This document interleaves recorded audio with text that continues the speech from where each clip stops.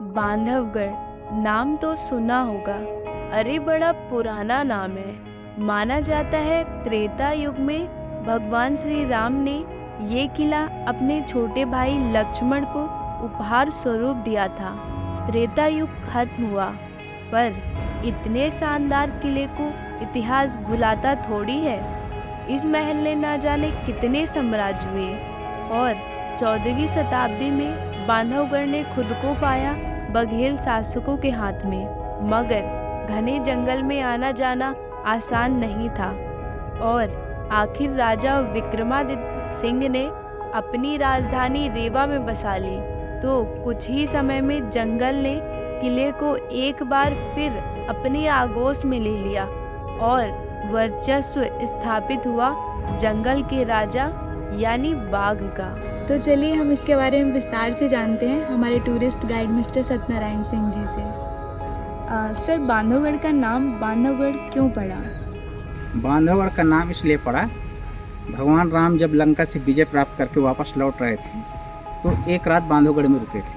बांधवगढ़ में भगवान राम जी लक्ष्मण जी को गिफ्ट दिए थे, तो ये किला भाई का किला हो गया। तो उनका बांधव माने होता है भाई, गढ़ माने होता है किला, इसलिए नाम पड़ा बांधवगढ़। मुझे ये जानना था कि बांधवगढ़ अभी फेमस है, लेकिन बांधवगढ़ का इससे पहले इतिहास क्या था?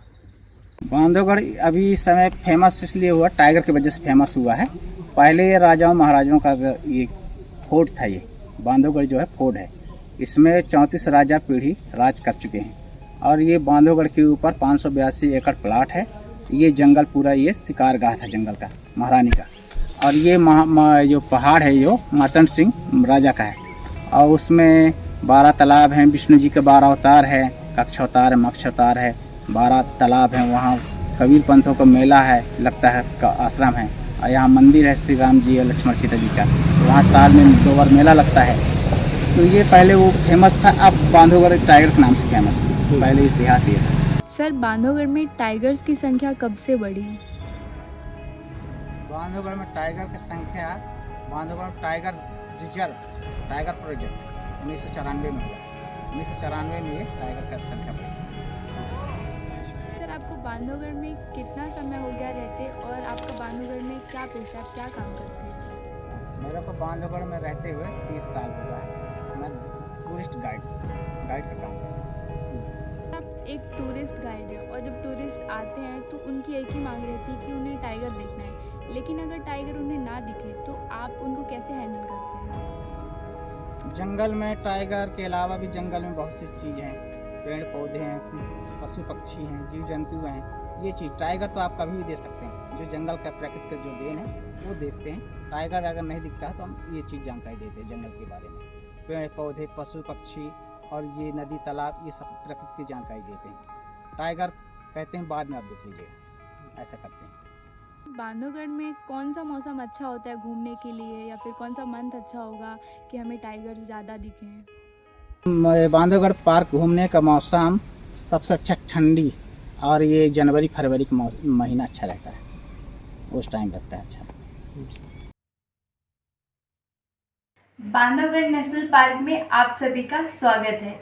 तो आज हम बात करेंगे कि बांधवगढ़ नेशनल पार्क की टिकट की बुकिंग आप कैसे कर सकते हैं, और साथ ही हम ये जानेंगे कि कौन सा जोन हमारे लिए बेस्ट होगा टाइगर साइटिंग के लिए। तो चलिए हम बात करते हैं कि टिकट बुकिंग कैसे होती है। टिकट बुकिंग करने के 2 स्टेप होते हैं। पहली ऑनलाइन टिकट बुकिंग करने के बाद हमें टिकट काउंटर पर आना होता है, जो बांधवगढ़ टाइगर रिजर्व का मेन ऑफिस है। वहाँ पे आने के बाद हम अपने टिकट को वेरीफाई करवाते हैं। इसके बाद हमें एक परमिट मिलता है, जिससे हम बांधवगढ़ की टाइगर सफारी कर सकते हैं। तो आप अपने लैपटॉप या मोबाइल में क्रोम ब्राउज़र का यूज़ कर सकते हैं। आप उसमें टाइप करेंगे mponline.gov.in, उस वेबसाइट पर जाके आप टिकट ऑनलाइन बुकिंग कर सकते हैं। तो ये तो बात हो गई ऑनलाइन बुकिंग की, लेकिन अब हम बात करते हैं कि कौन सा जोन हमारे लिए बेस्ट होगा टाइगर साइटिंग के लिए। बांधवगढ़ नेशनल पार्क में 2 एरिया हैं, जिसमें पहला है कोर जोन, दूसरा बफर जोन। कोर जोन वो जो एक घना जंगल है, जहाँ पे हमें टाइगर के साथ साथ कई जंगली जानवर देखने के लिए आसानी से मिल सकते हैं। दूसरा जो बांधवगढ़ टाइगर रिजर्व का एक साइड का एरिया है, बफर एरिया। बफर एरिया वो जो गांव वाला एरिया भी होता है, वहाँ पे चांसेस तो टाइगर साइटिंग के बहुत ही कम होते हैं, लेकिन ऐसा नहीं कि हमें वहाँ टाइगर देखने को नहीं मिल सकता है। But according to core zone में हमें टाइगर साइटिंग की ज़्यादा चांसेस होते हैं। ये मेरा खुद का एक्सपीरियंस है। Thank you. उमरिया यहाँ का नियरेस्ट स्टेशन है जो बांधवगढ़ से 30 किलोमीटर दूर है।